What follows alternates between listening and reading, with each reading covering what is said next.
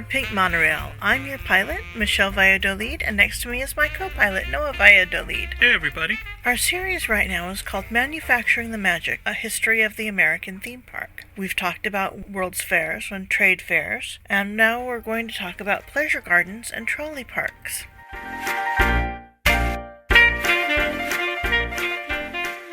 Walt Disney stated that he got the idea for many of the things he put into Disneyland from his visits to Tivoli Gardens in Copenhagen, home of The Little Mermaid. It bills itself as the world's second oldest amusement park. Bakken in Kampenberg, Denmark, which opened in 1593 as a pleasure garden with fireworks, live entertainment, dancing, games, and some primitive rides, was first. The translation of Bakken's full name is Animal Parks Hill. Tivoli Gardens opened in 1843, and you can find more about it on glenwoodcaverns.com. Presently has 31 attractions, including a Rutschenbahn coaster from 1914. Tivoli Gardens boasts its 30 rides, thousands of colorful flowers, spectacular concerts, ballet and theater performances, and more than 30 restaurants. You can find out more on tivoli.dk.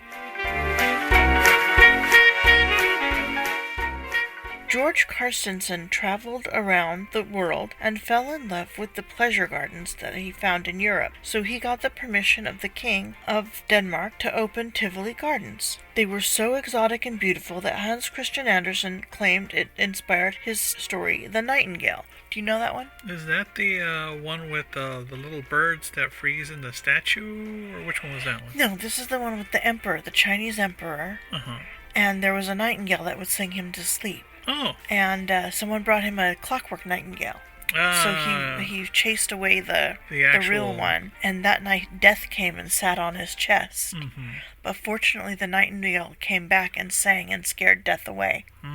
Wow, a Hans Christian Andersen story that didn't end with a big bummer. Yeah, exactly. In 1844, Carstensen started the Boys' Guard, now the Youth Guard, the honorary guard which grew into a comprehensive musical education for children. Oh, how nice. Tickets cost 1 mark. There were 6 marks to a Rigsdaler.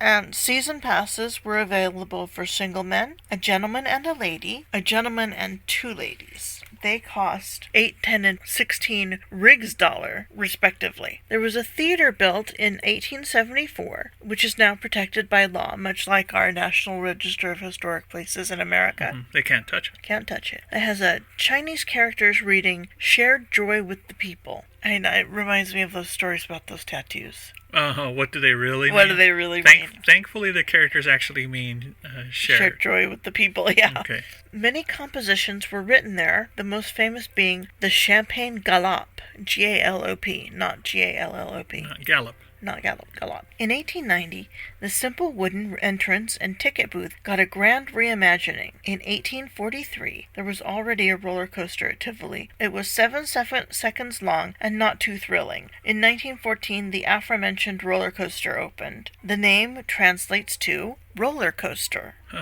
It is one of 7 attractions in the world operated by a brakeman on each train. Nazi sympathizers burned down parts of the park in 1944. Firebombing the concert hall, the Glass Hall Theater, and the Arena Theater. They had to close for 2 weeks for repairs. Walt Disney visited for the first time in 1951. He was fascinated by the mood and atmosphere, and he wanted that feel for his parks, and I think he got it. Absolutely. I haven't been to Tivoli, so I can't say it's the same, but I know that whenever you step into a Disney theme park, there is a certain feeling that you feel. Absolutely, and we have friends that travel internationally that really sing the praises of Tivoli. They say you can genuinely feel this is what inspired Walt. That's really cool.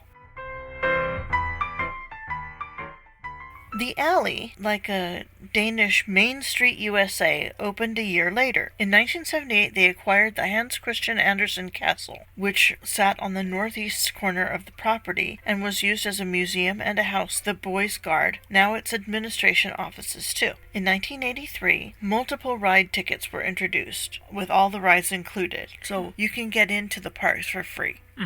You have to buy ride tickets. But you have to have the multi-ride pass to ride the rides. Okay. In 1992, they bought the land they had been leasing for 100 years. And in 1994, they introduced Christmas in Tivoli, which I thought came a lot earlier than that. And it didn't. It was only in the 90s. Oh, wow. I thought it had been around a lot longer. Mm-hmm. The entire gardens became part of the Christmas festivities in 1997. It had been a small area, but in 1997 it encompassed the whole park. Mm-hmm. In the same year, they introduced Friday Rock to appeal to younger audiences. I hadn't heard of any of the performers. They were all local bands. Mm-hmm. Well, that's similar to Six Flags Magic Mountain, where they have their stage where they would have a local band play. And they were pretty Disneyland good. in the 80s used to have. Mm-hmm. Yeah. And what, 90s. Tomorrowland Terrace? Yeah, Tomorrowland Terrace. Yeah. It's always great fun in the summer. Yeah. In 2000, it went up for sale, and rumors had Michael Jackson and Disney interested, but at the end it was purchased by a tobacco company, so it stayed in Danish hands. And I remember when those rumors were flying, I really thought Disney was going to buy it. Mm-hmm. Michael Eisner was very, very keen on it, but I guess they just got outbid. Starting in 2001, the Queen of Denmark has been a set decorator and costume designer for 5 pantomimes, all based on Hans Christian Andersen's stories. Oh, wow. The Queen. In 2006, they introduced Halloween in Tivoli. So Tivoli was then open in autumn. Oh, so yeah, it was seasonal because of the weather, the Right. climate in Denmark. Which Halloween wasn't really big in Europe until recently. Mm-hmm.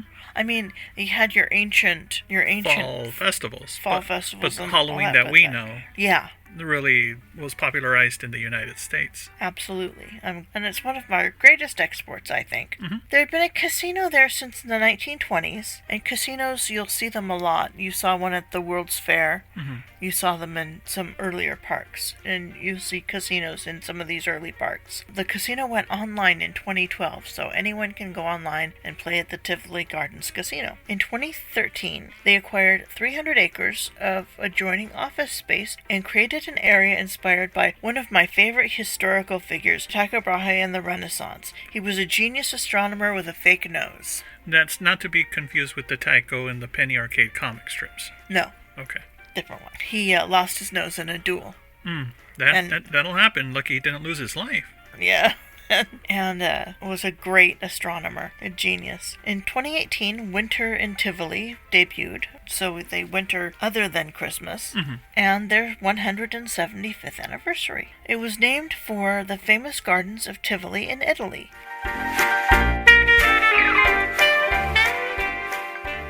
Wurstelprater in Austria is also called the second oldest. It's by Wiener Prater, where you can find the original style Ferris wheel from 1897 that is still operating today. Oh, wow. The cars are different. Mm-hmm. The park also boasts roller coasters, a carousel, bumper cars, ghost trains, shooting galleries, and a branch of Madame Tussauds Wax Museum. The mascot for the park is Califati, a 27-foot-tall Chinese man. I have no idea why. Represents the exotic or the bizarre, maybe? Maybe. Pleasure gardens became quite popular in Europe, and some still exist. Vauxhall Pleasure Gardens in the UK is now a park, but after a few years, it once again has the name Vauxhall Pleasure Gardens. In its heyday, it was visited by people like Handel, Pepys, and Casanova, who, when I was in high school, I thought Casanova was imaginary, like Don Juan. Oh. But no, He was an actual... it was an actual love him and leave him guy. Yeah, actual Casanova.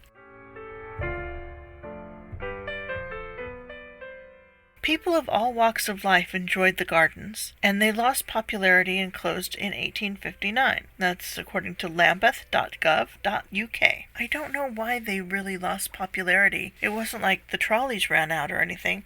People loved them in the 1700s and 1800s and then kind of got tired of them. Things are always changing with society, with the economy, with industrialization especially.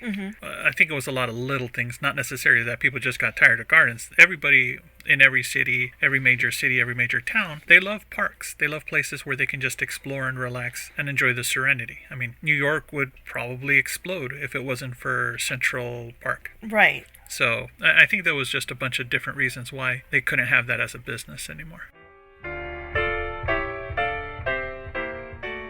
Until the end of World War II, the site was used for housing. It was then cleared and called Spring Gardens and was laid out as a proper park with paths, mounds, and trees. There's a multi-use gaming area, basketball and football and... Traditional sports. Yes.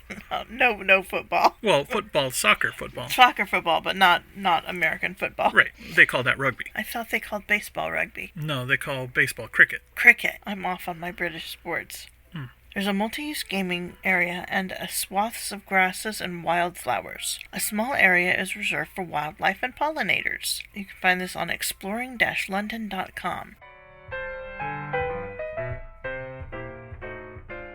My favorite pleasure garden was not in existence very long. It was called Jenny's Whim, W-H-I-M. It was a tavern with attached tea garden, which is a smaller pleasure garden, filled with mechanical wonders, one of the precursors to animatronics. Mermaids and great fish rose up out of the waters. There were arbors, a grotto, a bowling green, and skittles and duck hunting. Do you know what skittles is? No, is that like the rocks that skip across the water when you throw them? No, it's, you know how they call bowling 10-pin? Mm-hmm. Well, Skittles is 12-pin. Oh. And each pin is numbered 1 through 12, and you roll the ball. It's a smaller, skinnier pin. Mm-hmm. And you roll the ball, and you try to knock out enough to make 50, but not go over. And this is on lawn. Most of these games were on lawn. They weren't on actual hardwood alleys. Right, exactly. Mm-hmm. When was this? This was in the 1700s and 1800s. Oh, wow. They have a version of it in Nintendo Switch. That's probably one of Wario's games. I don't know, it's Nintendo Skittles. Nintendo Skittles, huh? And it was mentioned in one of my favorite songs, Poisoning Pigeons in the Park. The classic love song. Time for Skittles and time for beer. Around the park, especially near a body of water or some bushes, would be a panel on the ground. When you stepped on the panel, some sort of mythical creature would rise from the water or the bushes. It was popular in the 1700s, but by the early 1800s was demolished for an expansion of Victoria Station. Victoria. Gotta mess things up. I just think of the restaurant that used to be by Universal Studios. Albert and Victoria's? No, that's at Walt Disney World. There was a Victoria's there? There was a Victoria Station. Oh. I think it was a steakhouse. Okay. Very popular in the 70s.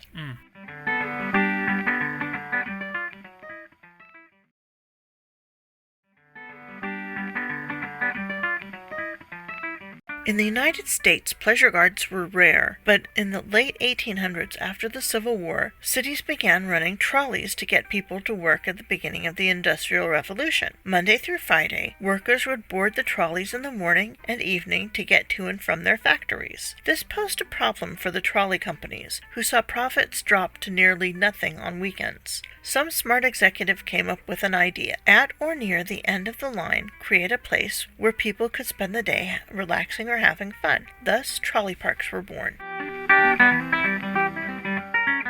Sometimes it was a lakeside or a beach like Coney Island instead of a park, but much to trolley companies' executives' delight, trolley parks were a huge hit. Some of today's most beloved American amusement parks started off as trolley parks. You can read about this in Judith Adams' book, The American Amusement Park Industry. It's out of print, but you can find it on Amazon. Mm-hmm. And it was actually recommended to me by Jason Schultz of the Disneyland Compendium. And I based a lot of my class 25 years ago. Mm-hmm. I taught a class in the history of theme parks. I based a lot of my class on it. And it's a pretty good book, except she gets into some psychoanalysis that isn't quite kosher. Well, we're not going to talk about any of her wild ideas. Oh, yes, we are. Oh, well. Or probably debunk them. Yes. It's time only one. Only one. All right, we'll debunk that those. Walt Disney built Disneyland because he was sexually repressed. Some historians need to stick to history. Trolley parks had bandstands, beer gardens, some were beer gardens, games and picnic grounds, live entertainment and music most all of the day. If you're listening in the UK, what you call a trolley park, we call a shopping cart corral, and you're a very good person if you use them. Anyway, at trolley parks, you can find dances, concerts, and fireworks. Many added things like swimming pools and sport fields. Others added carousels, Ferris wheels, roller coasters, boat rides, and restaurants and shops. shops and became fully fledged amusement parks. By 1919, there were between 1,500 and 2,000 amusement parks in the continental U.S. The golden age of the amusement park was from around 1890 to 1929, the beginning of the Great Depression. Unions became more common, and wages went up while hours worked went down, freeing up time and money for things like amusement parks. The parks were, more often than not, named Coney Island, Luna Park, Electric Park, or Dreamland after the popular East Coast parks. The rise of the automobile signaled the death knell for trolley parks and most trolley lines. Parks that put in roads and parking lots usually thrived in this period. Many trolley parks are still operating. Bushkill Park in eastern Pennsylvania, Camden Park in Huntington, West Virginia, Canobie Lake Park in Salem, New Hampshire, Clementon Park in Clementon, New Jersey, Dorney Park and Wildwater Kingdom in Allentown, Pennsylvania, Kennywood near Pittsburgh, Pennsylvania, Lake Compounce in Bristol, Connecticut, Lakemont Park in Altoona, Pennsylvania, Lakeside Amusement Park in Denver, Colorado, Midway Park in Maple Springs, New York, Oaks Amusement Parks in Portland, Oregon, Quasi Amusement Park in Middleburg, Connecticut, Resivia Festival in Highland Park, Illinois, Seabreeze Amusement Park in Rochester, New York, Waldemere Park in Erie, Pennsylvania, and Glen Echo Park in Montgomery County, Maryland.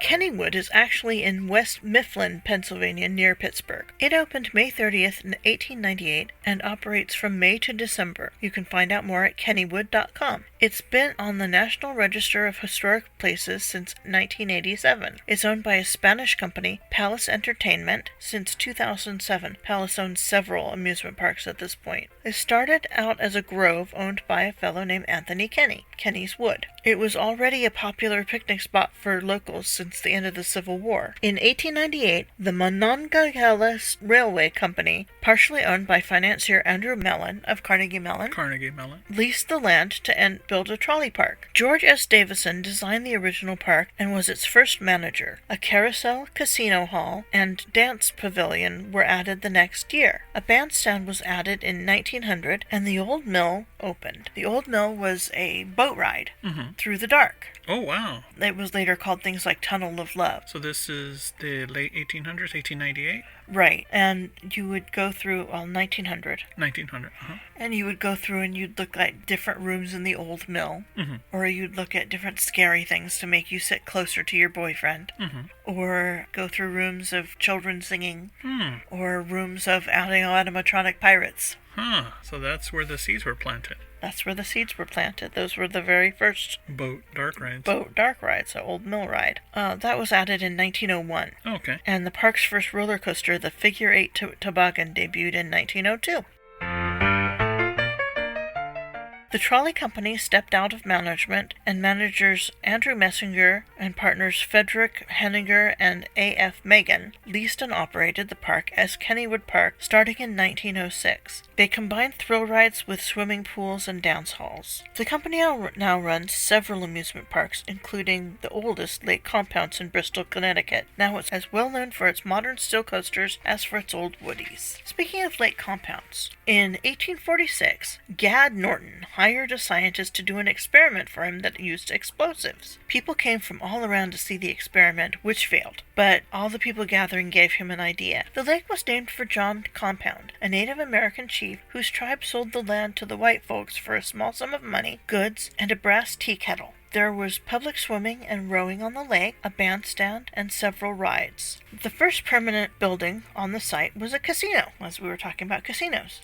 A trolley line was constructed for the park called the Southington and Compounce Trolley Line. This time the park came before the trolley line, but is still considered a trolley park. The $10,000 Lake Compounce Carousel began taking riders in 1911. That's $10,000 in 1911 dollars. Oh, wow. The carousel is now on the National Register of Historic Places. In 1914, the Green Dragon, an electric-powered roller coaster, made its debut. It was a beautiful coaster, you should see pictures of it, but was torn down in 1927, and the Wildcat wooden coaster took its place. It was built by the Philadelphia Toboggan Company, which we're going to hear more about in the future. In the 1930s, the casino was expanded and a dance floor added. Tommy Dorsey and Frank Sinatra played there. Things slowed down during the Depression, but unlike some other parks, Lake Compounce bounded back, unveiling a steam engine in 1944. Attendance was steady through several changes in ownership, and in 1985, Hershey Entertainment and Resorts Company bought the park, but sold it 2 years later. In 1987, Joseph Entertainment Group, JEG, bought it and built an amphitheater. Milli Vanilli did a concert there for MTV, and the record they were lip-syncing to skipped, starting a firestorm of controversy. Do you remember the Milli Vanilli controversy? Oh gosh, everybody does that. This is how it started. It started at that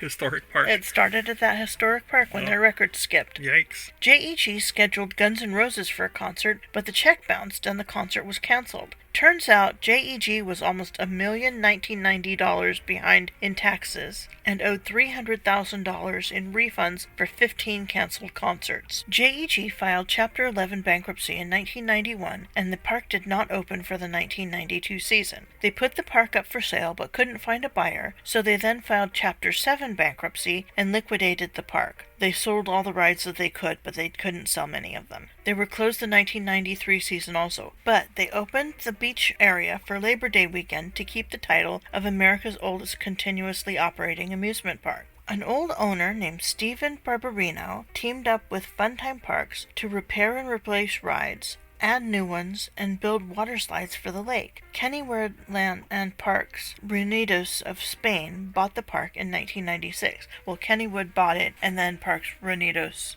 bought Kennywood. Okay, so they merged the titles? Yeah, they didn't merge the parks, though. Right. They opened the previously planned Boomerang roller coaster, then in 2000 opened one of the greatest wooden coasters of all time, Boulder Dash. In 2013, they added a wave pool, in 2014 an off-site campground, and then they celebrated their 175th season in 2021. Halloween and Christmas are now very popular there.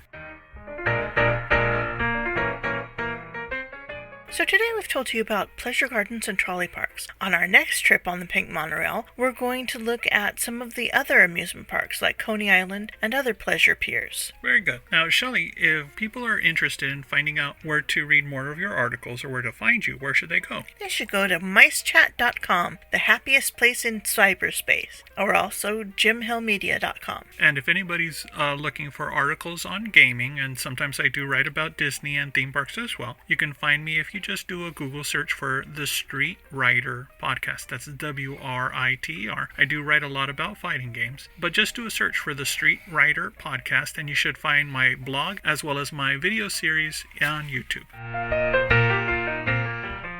Have you ever felt like closing your eyes and finding yourself in Disneyland? Well, you can do that. Listen to the Window to the Magic podcast with my friend Paul Berry.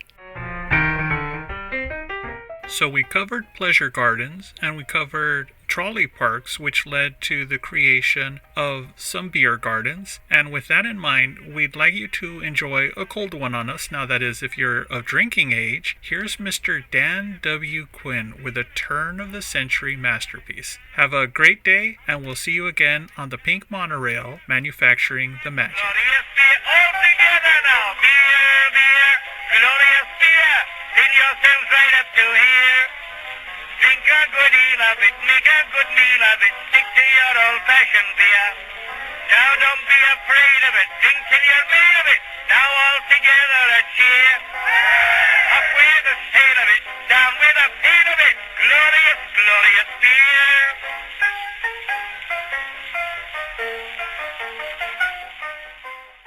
A special shout out to our sponsor, Circa 1955. Nicole is the founder of Luxillume, a small company that makes candles, wax melts, and room sprays. She creates scents that capture the season, nature, or wonderful memories. She also takes commissions for larger orders, such as weddings or company gifts.